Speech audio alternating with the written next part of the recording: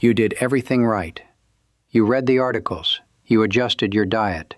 You started eating more chicken, more eggs, more Greek yogurt.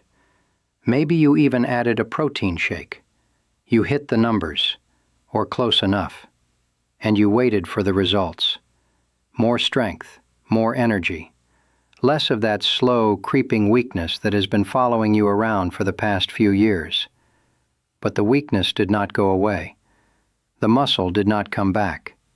If anything, your legs feel a little more uncertain on the stairs than they did 6 months ago. Your grip is not what it used to be. Getting up from a low chair takes a beat longer than it should. And you are left standing in your own kitchen wondering, I am doing everything I was told. Why is it not working? The answer is not that you failed. The answer is that the advice you were given was incomplete. Because after 60, the problem is almost never how much protein you eat. The problem is what your body is, or is not, doing with it. I'm Dr. Alan Miller, and after 18 years specializing in senior health and wellness, I've seen firsthand what happens when this gap in understanding goes unfilled. I have watched strong, disciplined people lose independence, not because they were careless, but because they were missing half the picture. Today, I want to give you the other half. In this video, I am going to take you inside the biology of what is actually happening to muscle tissue after 60. I am going to show you why the standard protein advice, eat more, spread it out, hit your grams, is necessary but not sufficient. I am going to walk you through the 4 specific mechanisms that block your body from using the protein you eat, no matter how much of it you consume. And then I am going to give you a concrete, actionable plan that addresses all 4, not just one. By the end of this video, you will understand your own body at a level most people your age never reach. And that understanding is where real change begins. Stay with me through to the 3rd mechanism especially, because that one surprises nearly every patient I share it with, and it is the one most people are unknowingly fighting against every single day. Let me start with a term you need to understand, because it is the foundation of everything else I am going to tell you. The term is anabolic resistance. In a younger body, say someone in their 30s or early 40s, eating a moderate amount of protein sends a clear, strong signal to the muscles. That signal says, build, repair, grow. The muscles respond quickly and efficiently.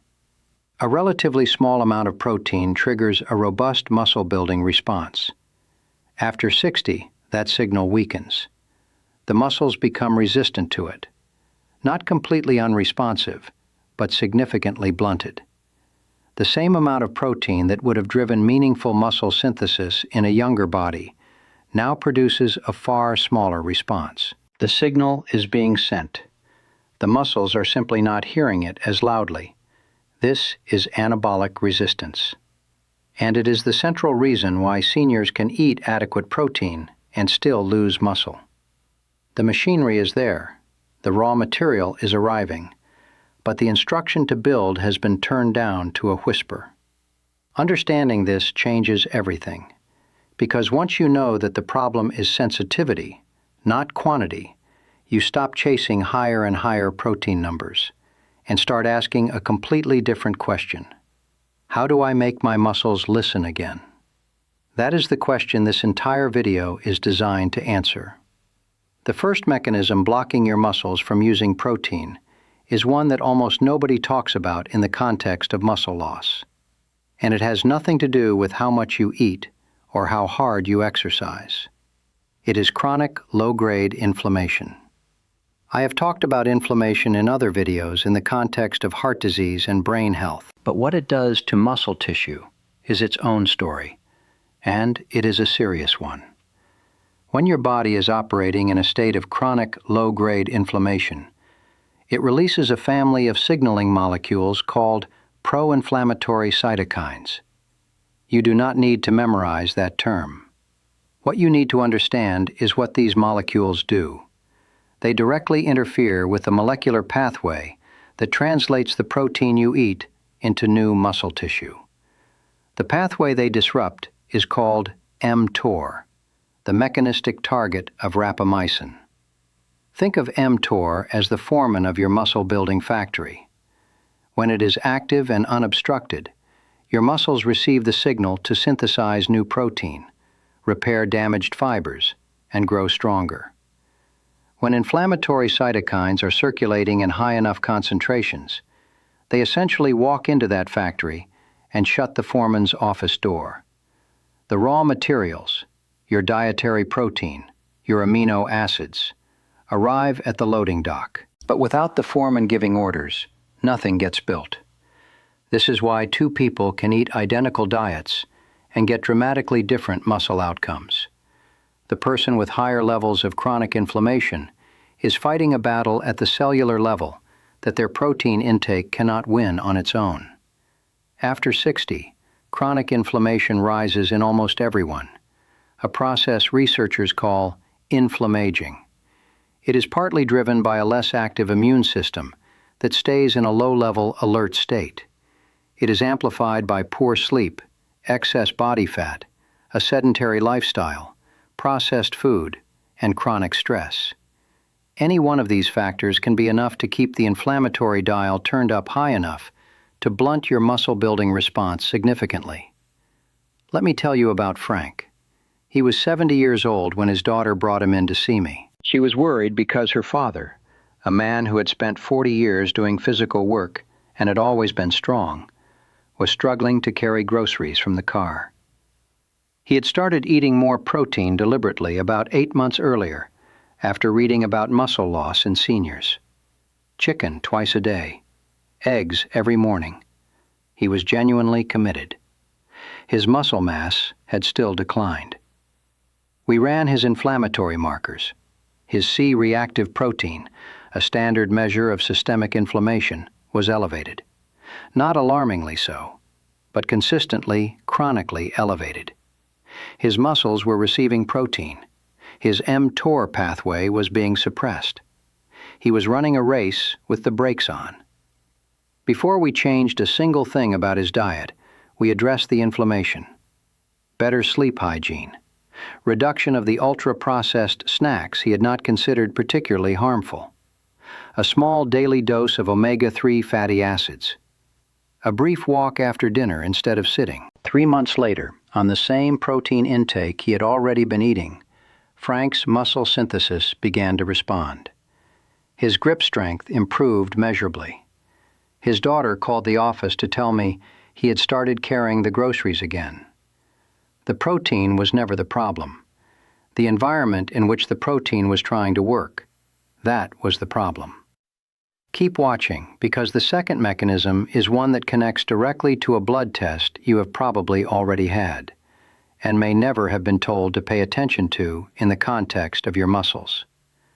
The second mechanism is vitamin D, or more precisely, the near universal deficiency of it in people over 60, and what that deficiency does to muscle function at the cellular level. Most people know vitamin D as the bone vitamin, and yes, it plays a critical role in calcium absorption and bone density. But vitamin D receptors are found throughout your muscle tissue. Every muscle fiber in your body has the biological machinery to respond to vitamin D, and what it responds to when vitamin D is present in adequate amounts is a direct enhancement of muscle protein synthesis and muscle fiber recruitment.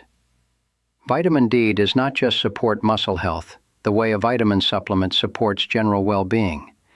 It is an active participant in the muscle-building process.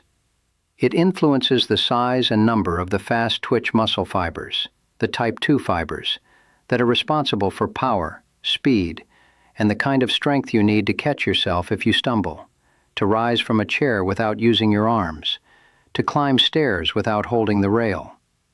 These are the fibers that decline fastest with age, and vitamin D deficiency accelerates that decline significantly. Studies consistently show that adults over 60 with low vitamin D levels have greater muscle weakness, slower walking speed, impaired balance, and higher rates of falls compared to adults with adequate levels. And the threshold for deficiency is commonly set at 30 nanograms per milliliter. Yet a substantial portion of older adults are operating well below that level, often without knowing it, because vitamin D deficiency produces no dramatic symptoms until the damage is already accumulating. If your doctor has tested your vitamin D and it came back in the 20s, or worse, the teens, your muscles have been trying to build and maintain themselves with a critical cofactor missing from the equation. More protein was never going to compensate for that gap. I want to tell you about Eleanor, 66 years old, retired school teacher. She came to me after 2 falls in a single year, neither of which caused serious injury, but both of which had shaken her confidence profoundly. She was eating well. She walked regularly. She was not sedentary. But her balance had deteriorated noticeably, and she felt unsteady in ways she could not explain. Her vitamin D level came back at 18 nanograms per milliliter. She had been tested 2 years prior. The number had been 19. Nobody had flagged either result as requiring action. We supplemented her vitamin D carefully, titrated to bring her level up to the 50 to 60 nanogram range over about 4 months. We did not change her exercise program. We did not significantly change her diet. At her 6-month follow-up, Eleanor told me she had not fallen once. More importantly, she told me she felt planted, her word, in a way she had not felt in years, like her feet were actually connected to the ground. Her muscles had not grown dramatically, but the ones she had were finally firing the way they were supposed to. Now, the third mechanism, the one I told you to stay for, the one that surprises virtually every patient I discuss it with. The third mechanism blocking your muscles from using protein is something called anabolic signaling disruption, caused by leucine threshold failure. Let me explain that in plain language, because this is genuinely important. Among all the amino acids that make up dietary protein, one is the master trigger for muscle protein synthesis. Its name is leucine. Think of leucine as the key that starts the engine. You can have every other amino acid present in abundance, but if leucine does not reach a specific threshold concentration in your bloodstream after a meal, the muscle-building signal does not fully activate. The engine does not start. In a younger body, the leucine threshold is relatively easy to reach. A moderate serving of protein from almost any complete source will get you there. The muscle-building response fires reliably. After 60, the leucine threshold rises. Your muscles require a higher peak concentration of leucine to trigger the same response. This means that if you are spreading your protein across 6 small servings throughout the day, which is advice many older adults receive, you may be hitting your daily gram target while never reaching the leucine spike your muscles need at any single meal. You are, in effect, sending a signal that is perpetually just below the threshold, close enough to feel like you are doing the right thing, not close enough to actually start the engine. This is why protein distribution matters as much as protein quantity after 60. Research consistently shows that older adults who consume protein in larger, leucine-rich servings, particularly at breakfast and at the meal closest to exercise, achieve meaningfully better muscle protein synthesis outcomes than those who spread the same total intake evenly across many small portions throughout the day. The most leucine-dense protein sources are animal proteins, specifically whey, eggs, beef, chicken, and fish. Whey protein in particular has the highest leucine concentration of any common protein source, which is one of the reasons it consistently outperforms other protein supplements in muscle synthesis research involving older adults. Plant proteins, pea, rice, soy, have lower leucine concentrations per gram of protein. This does not mean they are ineffective, but it means that achieving the leucine threshold from plant sources alone requires consuming a larger total amount of protein per meal, or combining sources strategically to compensate. Let me tell you about Victor. 69 years old. He had been vegetarian for over 20 years and was not willing to change that, nor did he need to. He was eating what he believed was adequate protein for his size, distributed evenly across 5 small meals throughout the day. He came to me frustrated. He had been following advice from a fitness article for seniors that he had read carefully and implemented faithfully. When we looked at his actual protein distribution, no single meal was reaching the leucine threshold needed to trigger meaningful muscle synthesis. Every meal was a small, steady drip. His muscles were never getting the signal. We restructured his intake. Same total protein, same plant-based sources, but now concentrated into 3 larger meals, with a specific focus on making breakfast and his post-exercise meal leucine-rich. We added a small amount of fortified pea and rice protein blend to boost leucine concentration at those 2 key meals. Within 10 weeks, Victor's leg strength, measured by a simple chair rise test we use as a functional benchmark, had improved by 30%. He had not eaten differently in terms of what, only in terms of how much at once and when. The fourth and final mechanism is one that operates entirely independently of diet, and it is, I would argue, the one that people over 60 most consistently underestimate. It is the nature and timing of the physical stimulus that tells your muscles they need to exist. Here is a biological truth that surprises many people. Muscle tissue is metabolically expensive. Your body does not maintain it out of loyalty or habit.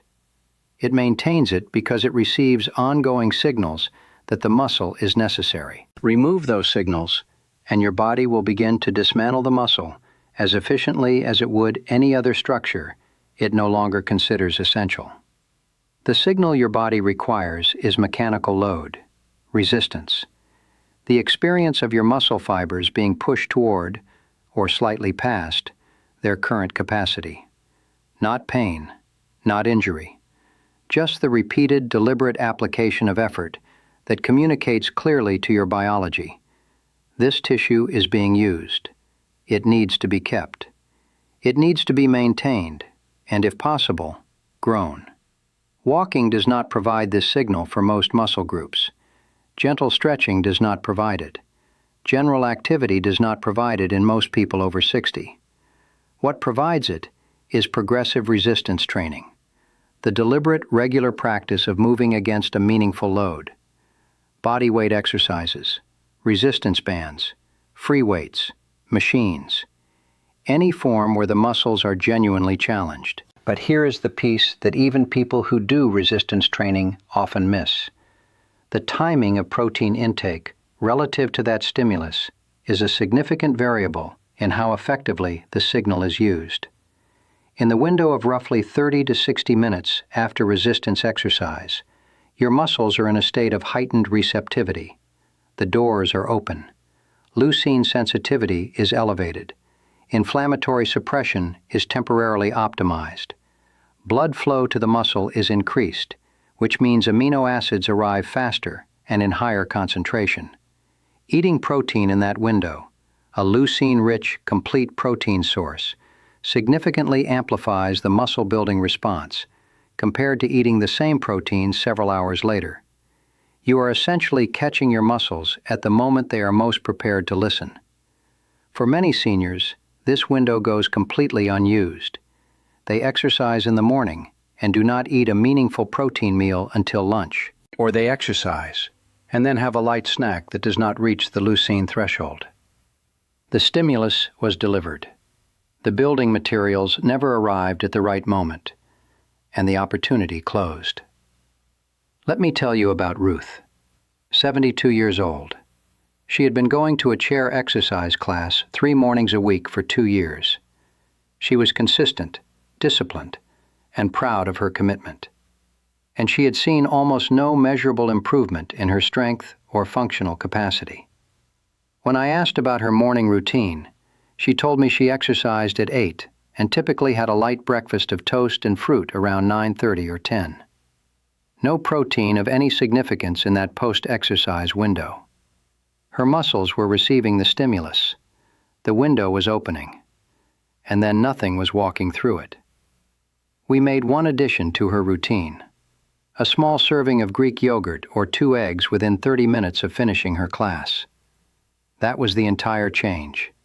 No new exercise program, no different diet otherwise. At her 4-month follow-up, her chair rise speed had improved. Her balance assessment showed measurable progress. She told me her class instructor had commented that she looked stronger. She was. Not because she worked harder, because she finally fed the work she had already been doing. Now let me bring all 4 mechanisms together into a practical framework you can begin implementing this week. The goal is not to overwhelm you. The goal is to address all 4 variables at once, because they interact. Reducing inflammation makes your muscle-building pathway more responsive. Optimizing vitamin D restores the fiber recruitment your muscles need. Hitting the leucine threshold at key meals ensures the building signal actually fires. And timing your protein around resistance exercise ensures that signal is amplified at its peak window. Step 1. Have your inflammation and vitamin D levels checked at your next blood draw. Ask specifically for C-reactive protein, the high-sensitivity version if possible, and 25-hydroxy vitamin D. These are standard tests. They are inexpensive, and they will tell you immediately whether either of these mechanisms is working against you. Step 2. Restructure your protein intake around 2 or 3 larger, leucine-rich meals, rather than spreading it across many small ones. Aim for at least 30 to 40 grams of high-quality protein at breakfast and at your largest meal of the day. Eggs, Greek yogurt, cottage cheese, meat, fish, or a leucine-rich protein supplement if food sources are difficult. Do not graze your protein. Concentrate it. Step 3. Add resistance to your movement. This does not require a gym membership or heavy equipment. A set of resistance bands costs very little and can provide enough mechanical load to deliver the stimulus your muscles need. 2 to 3 sessions per week of 30 minutes is enough to produce measurable results when the other variables are in place. Step 4. Eat your largest protein meal within 30 to 60 minutes of completing your resistance exercise. This is the single highest leverage timing change most people can make. If you exercise in the morning, breakfast becomes your protein anchor. If you exercise in the late afternoon, your dinner timing matters more than you may have realized. Step 5. Address the inflammation variables that are within your control. Sleep quality, processed food reduction, a short walk after dinner. These are not dramatic interventions, but they are the environmental conditions inside which all the other steps either work or do not. Muscle is not a vanity metric. I want to be very clear about that. After 60, muscle mass is one of the strongest predictors of independence, metabolic health, fall risk, recovery from illness, and longevity that medicine has identified. The research on this is not subtle. People with greater muscle mass in their 60s and 70s live longer, recover from hospitalizations faster, maintain independence later in life, and have significantly lower rates of metabolic disease than those who lose muscle progressively through these years. Every pound of muscle you maintain or rebuild is a deposit into an account that pays out in years of capacity. Years of carrying your own groceries. Years of getting up from the floor when you need to. Years of being the person in the room who does not need help. You are not losing muscle because you are not trying. You are losing it because you are missing 4 pieces of a picture that nobody thought to show you in full. Now you have seen the full picture. What you do with it from here is yours. Before you go, I have one specific question for you. Which of these 4 mechanisms do you think has been working against you most? Inflammation, vitamin D, leucine threshold, or exercise timing? Leave your answer in the comments. I read every one, and what you share tells me exactly what to go deeper on in future videos. If you have a friend or family member who has been frustrated by the same thing, eating well, trying to stay active, and still feeling like they are losing ground, please share this video with them. The information is there. It just rarely reaches the people who need it most. And if today's video made you think about what else might be working quietly against your body's ability to repair and rebuild, next week we are going to look at something most seniors have never considered: the specific sleep patterns that either accelerate or dramatically slow muscle recovery overnight. Because the work you do during the day is only half the equation.